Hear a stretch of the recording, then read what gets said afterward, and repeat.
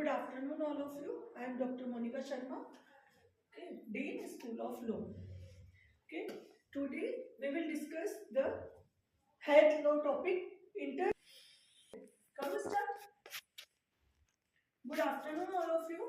I am Dr. Monica Sharma, Dean, School of Law, University of Technology. Today we will discuss about the interrelationship between law and medicine. Okay, so this is a basic common topic. Law and medicine both are connected to each other.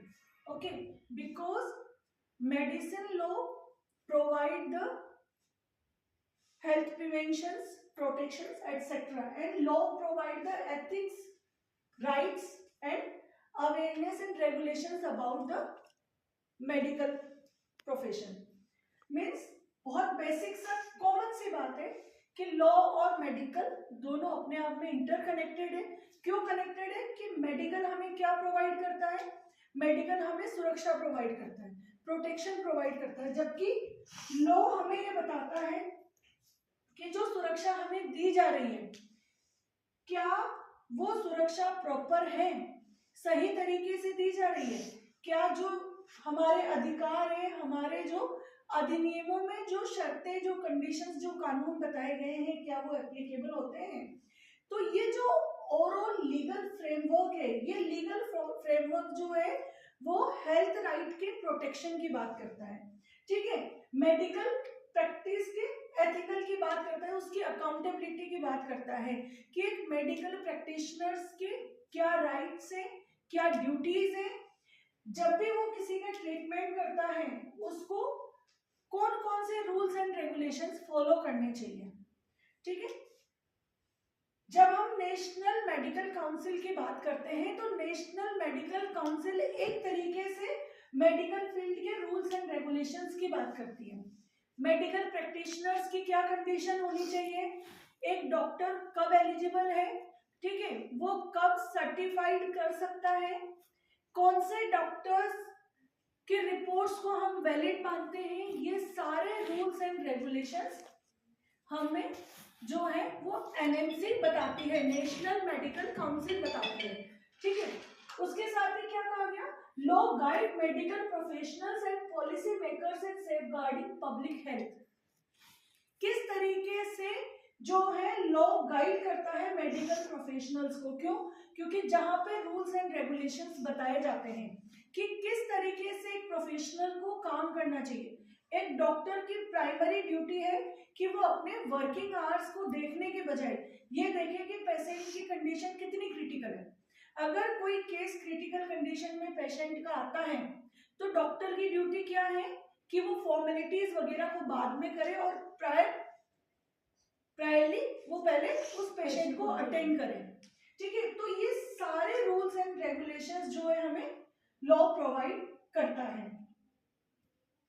उसके बाद हम क्योंकि health law की बात कर रहे हैं तो एक पर्सन को, हर सिटीजन को राइट टू हेल्थ मिला हुआ है.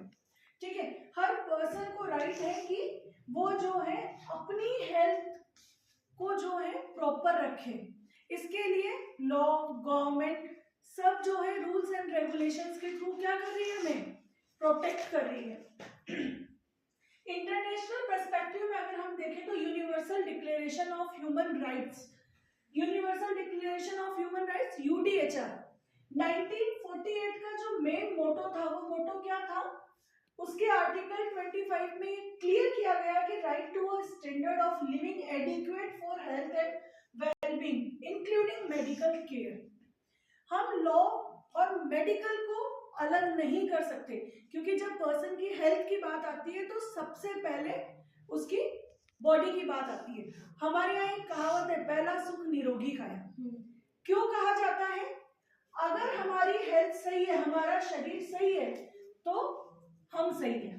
ठीक है, और हमारा शरीर कब सही होगा, जब मेडिकल प्रॉपर तरीके से हमें प्रोवाइड किया जाएगा, केयर प्रॉपर तरीके से होगी, हमें टाइमली हमें मेडिकल फैसिलिटीज मिलेंगी, तब जाके हमें प्रॉपर हेल्थ मिल पाएगी. उसके बाद गवर्नमेंट ने इंटरनेशनल पर्सपेक्टिव में पूरे वर्ल्ड की जितनी भी ऑर्गेनाइजेशंस थे उन्होंने कहीं कन्वेंशंस करवाए, जिसमें एक ICESCR है, international covenant on economic, social and cultural right. Person के जब राइट्स की बात करते हैं तब उसके economic, social, cultural, health rights सब कुछ आते हैं। ये लोगों तक पहुंचे, एक कॉमन सिटीजन को ये पता हो कि उसके क्या क्या राइट्स हैं, तब वो उसको यूज कर सकता है। तो 1966 में जब ये कन्वेंशन की गई तब क्या कहा गया, इसके इस रूल्स में ये कहा गया कि recognizes the right of everyone to the highest attainable standard of physical and mental health. हर पर्सन की फिजिकल के साथ साथ उसकी मेंटल हेल्थ भी उतनी ही इम्पोर्टेंट है।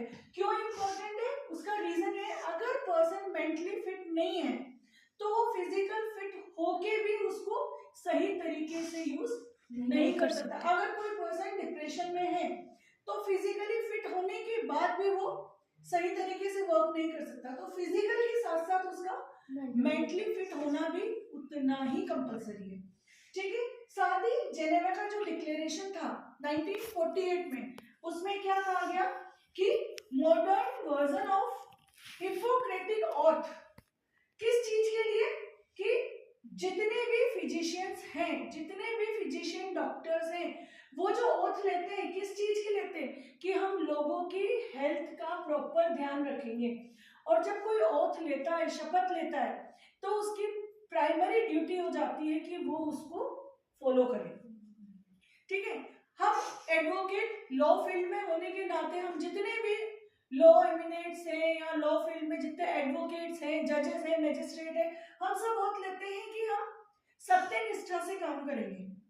तो हम करते हैं, जब जजेस या मैजिस्ट्रेट किसी केस का डिसीजन देते हैं तो वो पर्सनल पर्सपेक्टिव से नहीं देते हैं, बल्कि वो सारे एविडेंसेस के बिहाफ पे, विटनेसेस की और एडवोकेट के आर्ग्यूमेंट्स के बिहाफ पे जो चीज वहां पे एक्सप्लेन हो जाती है, burden of proof, onus of proof की जब हम बात करते हैं, तो एक जज इन सबको देखने के बाद जो है अपना डिसीजन देता है। उसी तरीके से डॉक्टर ओथ लेता है कि वो अगर कोई पेशेंट उसके पास आता है तो वो उसका प्रॉपर केयर करेगा, प्रॉपर देखभाल करेगा। तो ये उसकी प्राइमरी ड्यूटी हो जाती है।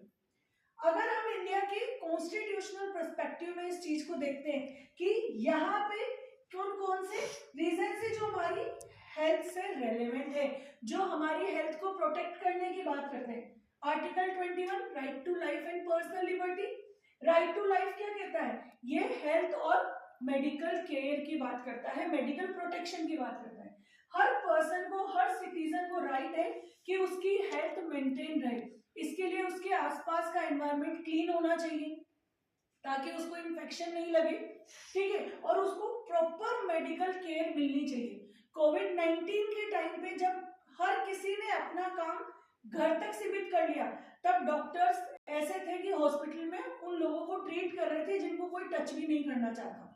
तो ये मेडिकल केयर है। क्यों? क्योंकि वो और लेते हैं, उनकी ड्यूटी है, प्राइमरी ड्यूटी है कि अगर कोई पेशेंट उनके पास आया है तो वो क्या करे, प्रॉपर ट्रीटमेंट करे, प्रॉपर केयर करे उनकी।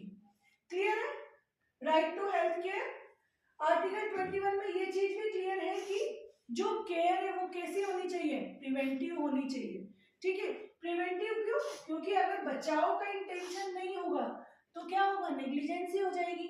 और हम मेडिकल नेग्लिजेंसी की जब हम बात करते हैं तो हम क्लियर बोलते हैं कि प्रॉपर केयर एंड क्वेश्चन होना चाहिए। ठीक है, अगर प्रॉपर केयर एंड क्वेश्चन है तो फिर डॉक्टर्स की मेडिकल लायबिलिटी अराइज नहीं होगी। लेकिन अगर प्रॉपर केयर एंड क्वेश्चन नहीं रखा तो मेडिकल लायबिलिटी अराइज हो जाती है। ठीक है, तो क्या कहा गया कि जहां हम राइट टू हेल्थ और मेडिकल केयर देते हैं उसके लिए जरूरी है कि जिस केयर की हम बात कर रहे हैं वो प्रिवेंटिव हो, प्रमोटिव हो और क्यूरेटिव केयर होनी चाहिए। क्लियर? उसके बाद हम राइट टू क्लीन एनवायरनमेंट, जैसा मैंने अभी जस्ट बोला, राइट टू क्लीन एनवायरनमेंट। अगर पर्सन के आसपास का एनवायरनमेंट हेल्दी है तो उसकी हेल्थ अच्छी रहेगी। अगर उसके आसपास का एनवायरनमेंट हेल्दी नहीं है तो उसकी हेल्थ अच्छी नहीं रहेगी। और अगर पर्सन की हेल्थ अच्छी नहीं है तो ना तो वो प्रॉपर वर्क कर सकता है, ना किसी चीज में कॉन्सेंट्रेट कर सकता है, ना वो रिजल्ट दे सकता है जो रिजल्ट वो एक गुड हेल्थ के साथ प्रोवाइड कर सकता है। इसलिए गुड हेल्थ हेल्थ अपने आप में बहुत इंपॉर्टेंट है। Right to emergency medical care, article 21 right to life and personal liberty इतना वाइड हो चुका है कि उसके अंदर बहुत सारी चीजें आती है। अच्छा खाना है ना, प्रॉपर हेल्दी फूड मिलना चाहिए, ठीक है, इसीलिए फूड अडल्ट्रेशन की हम बात करते हैं। प्रॉपर मेडिकल केयर होनी चाहिए, एनएमसी इसके रूल्स एंड रेगुलेशंस बनाती है, नेशनल मेडिकल काउंसिल, ठीक है। उसके साथ ही मेडिकल केयर की बात करें, हम क्या कह रहे हैं कि जब किसी को अर्जेंट मेडिकल अटेंशन की जरूरत है तो हम क्या करें, उसको वो मेडिकल अटेंशन प्रोवाइड करें। हमारे जो डायरेक्टिव प्रिंसिपल है स्टेट पॉलिसी के, उसमें भी इस चीज को मेंशन किया गया। जो आर्टिकल 39A है वो क्या बात कर रहा है, equal opportunity to health and nutrition for citizen. हर सिटीजन को उसकी प्रॉपर हेल्थ और प्रॉपर न्यूट्रिशन मिलना चाहिए। अभी जिसकी हम बात कर रहे थे हेल्दी फूड की, है ना, हेल्दी फूड होगा तो प्रॉपर न्यूट्रिशन मिलेगा। तो हर सिटीजन का ये राइट बनता है कि उसको प्रॉपर न्यूट्रिशन मिले ताकि उसकी हेल्थ अच्छी रहे। आर्टिकल 47 क्या कह रहा है कि duty of the state to raise the level of nutrition and standard of living and improve public health, ठीक है। यही रीजन है कि जब भी कोई फूड की बात आती है तो हम उसकी क्वालिटी की बात करते हैं। गवर्नमेंट उसकी क्वालिटी चेक करने पर फोकस करती है और क्या कहती है, अगर पब्लिक को लगता है कि किसी फूड की क्वालिटी प्रॉपर नहीं है तो वो कंप्लेन कर सकते हैं ताकि उसका स्टैंडर्ड चेक किया जाए। तो जो भी फूड, जो भी न्यूट्रिशन पर्सन कंज्यूम कर रहा है वो प्रॉपर होना चाहिए ताकि उसकी हेल्थ प्रॉपर रहे। आर्टिकल 48A ने क्या कहा कि जो एनवायरनमेंट है, जिस एनवायरनमेंट की हम बात कर रहे हैं वो एनवायरनमेंट जो है वो प्रोटेक्टिव होना चाहिए। अगर एनवायरनमेंट प्रोटेक्टिव नहीं होगा तो वो सीधा सीधा पब्लिक की हेल्थ को इफेक्ट करेगा, ठीक है। तो जो एनवायरनमेंट है वो प्रॉपर होना चाहिए। अब हम लॉ एंड मेडिसिन के जिस इंटर रिलेशनशिप की बात कर रहे हैं वो कैसे शो हो रहा है, medical law govern medical ethics, negligence and patient right. Medical law में हम क्या देखते हैं, एक पेशेंट को क्या क्या राइट है, क्या उसको राइट है इमरजेंसी मेडिकल केयर का, तो उसको प्रोवाइड हो रहा है या नहीं हो रहा है, उसका प्रॉपर ट्रीटमेंट हो रहा है या नहीं हो रहा है, प्रॉपर चेकअप हो रहा है या नहीं हो रहा है, हॉस्पिटल की जो